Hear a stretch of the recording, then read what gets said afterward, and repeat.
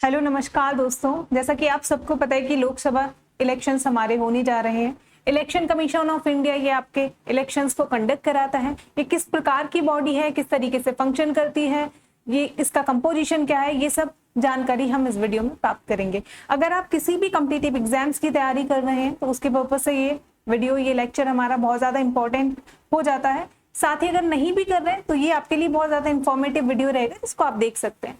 Election commission of India, Bharat निर्वाचन आयोग, ये एक परमानेंट बॉडी है एंड आपकी इंडिपेंडेंट बॉडी है। परमानेंट बॉडी मतलब इसको अबॉलिश नहीं किया जा सकता, साथ ही इंडिपेंडेंट बॉडी है। ठीक है, गवर्नमेंट के अंदर, हमारा गवर्नमेंट के कंट्रोल में नहीं आती है ये बॉडी। इंडिपेंडेंटली अपना फंक्शन करती है, इंडिपेंडेंटली अपनी फंक्शनिंग करती है।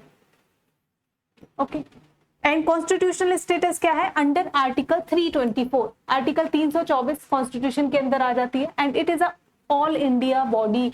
ऑल इंडिया बॉडी का मतलब कि आपका सेंट्रल एंड स्टेट दोनों गवर्नमेंट के हमारे इलेक्शंस को कंडक्ट कौन कराता है? Election commission of India. Central and state दोनों गवर्नमेंट के लिए काम करती है।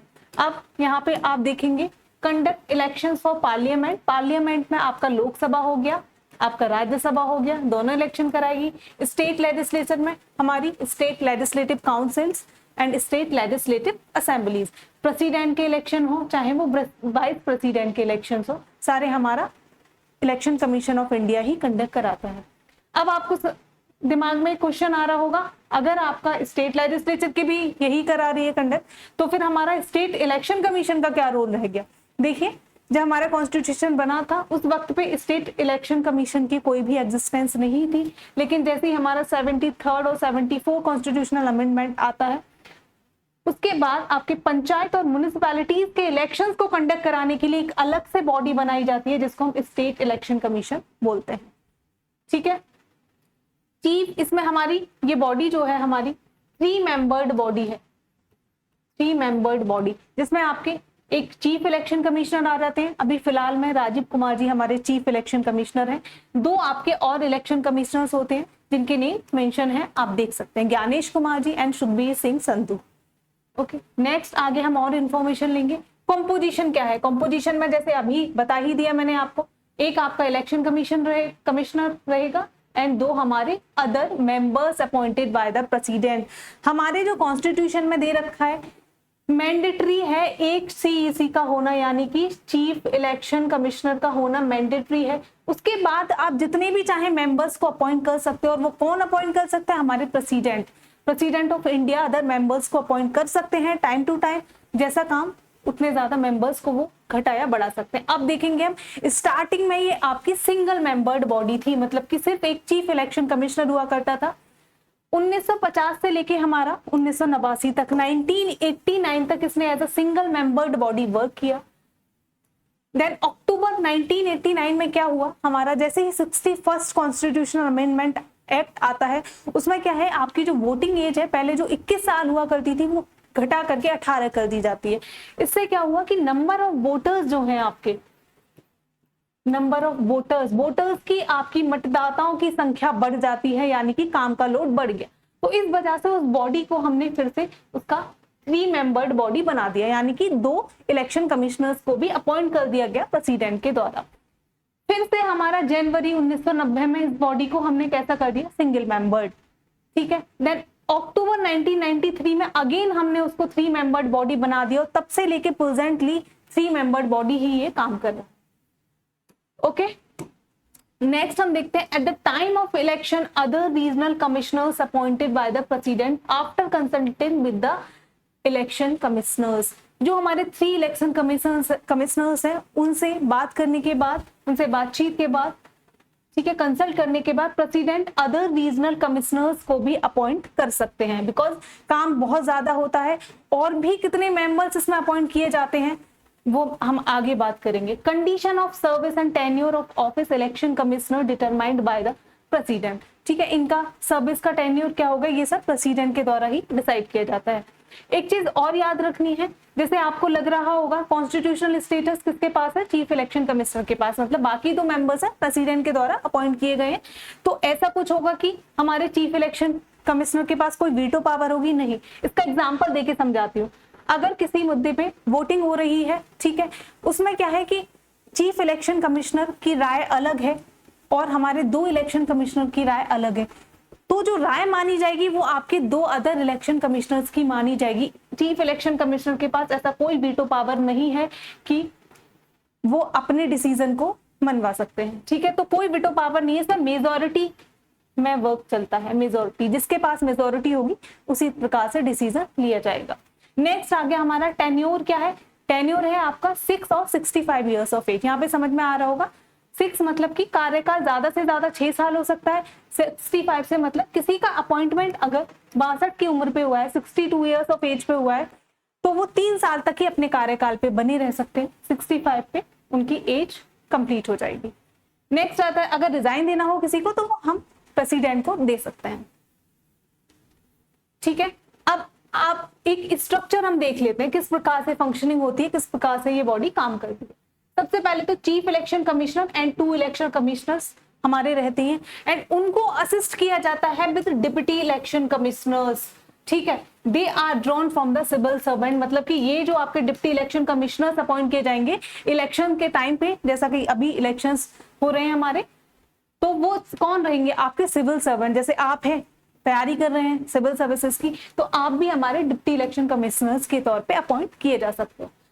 अब स्टेट लेवल पे क्या रहेगा? Election commissioner assisted with chief electoral officers. यहाँ पे आपको चीफ इलेक्टोरल ऑफिसर्स का अपॉइंटमेंट होता है by CEC, chief election commissioner इसका अपॉइंटमेंट करते हैं in consultation with the state government. राज्य की जो सरकार है उसके साथ कंसल्ट करने के बाद हम क्या करते हैं? अपॉइंट करेंगे इलेक्टोरल ऑफिसर्स को। अब डिस्ट्रिक्ट लेवल पे जैसे अभी इलेक्शन हो रहे हैं, तो डिस्ट्रिक्ट लेवल पे जो आपकी हर कॉन्स्टिट्यूएंसी है उसकी कमांड किसके हाथ में दी जाएगी? Returning officer, district returning officer. और ये कौन होता है? District magistrate, DM. अगर कल को आप बनते हो तो आप भी एक रिटर्निंग ऑफिसर के तौर पे काम करोगे। कॉन्स्टिट्यूएंसी का पूरी कमांड आपके हाथ में होगी। हर कॉन्स्टिट्यूएंसी के लिए एक आपका रिटर्निंग ऑफिसर अपॉइंट किया जाता है, तो वो कौन होता है? हमारा कलेक्टर या फिर डिस्ट्रिक्ट मजिस्ट्रेट। अब नेक्स्ट आ जाता है एक प्रिसाइडिंग ऑफिसर और होता है at every polling booth. Her polling booth पे प्रिसाइडिंग ऑफिसर काम करता है। ये सारे प्रिसाइडिंग ऑफिसर हमारे डिस्ट्रिक्ट रिटर्निंग ऑफिसर के अंडर ही वर्क करते हैं। आगे इस तरीके से आपकी प्रॉपर मशीनरी काम करती है इलेक्शन के टाइम पर। अब नेक्स्ट आ जाता है इंडिपेंडेंस की। इस बॉडी हमारी अपने काम को अच्छे प्रकार से कर सके, इसलिए कॉन्स्टिट्यूशन में हमारे उनको इंडिपेंडेंसी कैसे दी गई है? आर्टिकल 3324 के अंदर इंडिपेंडेंसी सुनिश्चित होती है। Provided some provisions to safeguard and ensure independent and impartial functioning, मतलब कि गवर्नमेंट से अलग किस प्रकार से ये बॉडी अपना काम बखूबी कर सके, इसलिए कुछ संविधान में प्रावधान किए गए हैं। Chief Election Commissioners provided with the security of tenure can not be removed from the office only on the same grounds as the judge of the Supreme Court। मतलब कि चीफ इलेक्शन कमिश्नर जो है उसको हटाया नहीं जा सकता है, उनके पास पूरा सिक्योरिटी ऑफ टेन्योर है, वो मैंने बता दिया 6 और 65 ईयर्स ऑफ एज। आप नहीं हटा सकते हो। अगर हटाना है तो आपको सेम ग्राउंड्स पे हटाना होगा, सेम उसी प्रकार जैसे हम सुप्रीम कोर्ट के जज को हटाते हैं। वो कैसे हटाते हैं? चलिए बात कर लेते हैं एक बार। आपको उसके लिए स्पेशल मेजोरिटी की जरूरत होती है, लोकसभा और राज्यसभा दोनों में, साथ ही क्या अप्रूवल लगता है प्रेसिडेंट का। ओके, अब स्पेशल मेजोरिटी क्या है कमेंट बॉक्स में लिख के आप लोग बताएंगे। नेक्स्ट आ गया other election commissioners and regional commissioners can not be remove except on the recommendation of CEC. जो हमारे अदर इलेक्शन कमिश्नर्स हैं 2 और रीजनल कमिश्नर्स हैं, उनको भी नहीं हटाया जा सकता है। उसके लिए पहले आपको रिकमेंडेशन चाहिए होगी चीफ इलेक्शन कमिश्नर की। कॉन्स्टिट्यूशन डज नॉट प्रोवाइडेड, लेकिन एक हमारे कमी बताई जाती है जिसको कॉन्स्टिट्यूशन में कोई भी क्वालिफिकेशन टर्म इलेक्शन कमिश्नर का मेंशन नहीं है, ठीक है। कॉन्स्टिट्यूशन सिर्फ आपका चीफ इलेक्शन कमिश्नर किस प्रकार से अपॉइंट किया जाएगा, उनकी क्या क्वालिफिकेशन रहेंगी, क्या टेन्योर रहेगी, ये प्रोवाइड करता है, लेकिन इलेक्शन कमिश्नर के बारे में ऐसी कोई भी जानकारी नहीं दी जा सकती है। साथ ही एक चीज और है, अपनी सर्विस पे 6 साल अगर कोई भी अपॉइंट हुआ देन 6 साल की उन्होंने सर्विस अपनी दे दी एज अ इलेक्शन कमिश्नर, उसके बाद अपनी सर्विस से जाने के बाद किसी भी और गवर्नमेंट ऑफिस को संभाल सकते हैं, किसी और गवर्नमेंट के पद पे वो विराजमान हो सकते हैं। इससे एक बोल सकते हैं ये कमी है जो चीफ इलेक्शन कमिश्नर के केस में ऐसा नहीं हो सकता। अगर आप एक बार चीफ इलेक्शन कमिश्नर रह चुके हैं तो आप दोबारा से कोई भी सरकार में पद हासिल नहीं कर सकते हो, लेकिन इलेक्शन कमिश्नर के केस में ऐसा नहीं है। इससे क्या होगा कि आप सरकार के फेवर्स में कुछ डिसीजन ले सकते हो, ये इसलिए एक कमी है। जैसे मैंने बताया कि यहाँ पे मेजोरिटी से काम करता है। अब इन केस सरकार ने कोई लालच दे दिया 2 इलेक्शन कमिश्नर को कि आप हमारे फेवर में डिसीजन ले लो, तो चीफ इलेक्शन कमिश्नर वहां कुछ नहीं कर सकता, क्योंकि इनको लालच दिया जा सकता है। वो लालच कौन सा है कि बाद में हम आपको ये पद दे सकते हैं। तो ये एक मैंने प्रोबेबिलिटी बताई है कि ऐसा ये एक कमी है।